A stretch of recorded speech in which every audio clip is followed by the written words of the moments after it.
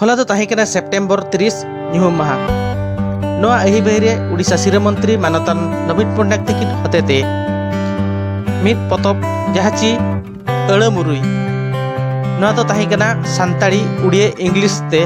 पेने परसी ते बेनावकान अड़मुरुई होला सिरा मंत्री तकिन उड़ाव सगुनका नोआ एही बहिरे आरो कागे जुदा जुदा परसी रेना पतब हो बागे मित गोटा पतब किन उड़ाव सगुनका और नोआ पेने परसी अड़मुरुई रे सापड़ेत मानतान चैतन प्रसाद माझी सावते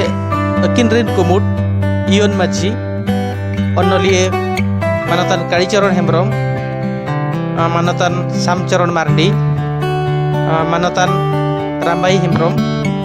मानतान मागात Murmu मानतान लाखान Besra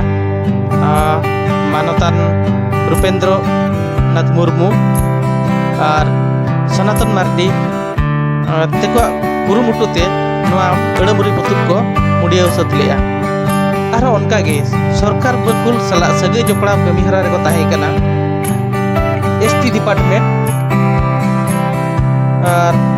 SC ST development director और कमीशन जहां चे इंद्रमणि त्रिपाठी सावते असिस्टेंट डायरेक्टर सौमेंद्र भूतिया साव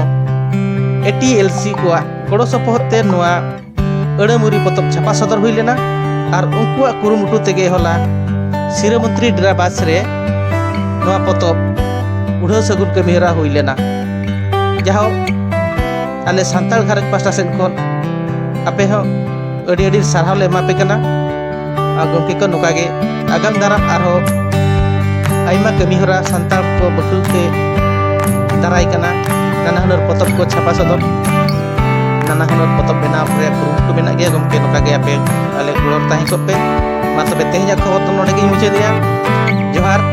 और जहां को नोआ चैनल ते नवा पे दाराय कन तबना सब्सक्राइब और लाइक लेकिन आलो हिड़ी तबना मा तबे